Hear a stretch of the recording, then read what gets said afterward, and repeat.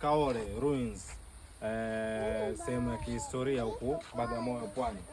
Hili ni kaburi la Sharifa binti Mwanamwali, binti ambaye alikuwa na karama kubwa sana ya kuweza kutabiri vitu, lakini pia alikuwa na uwezo mkubwa sana wa kutambua vitu kwa uwezo mkubwa sana, na dua zake nyingi sana zilikuwa zinapokelewa akikufanyia yeye. Binti huyu alifariki akiwa na umri wa miaka 14 na alisema wazi kwamba atakapofariki ataongozana na watoto watatu, malaika watatu.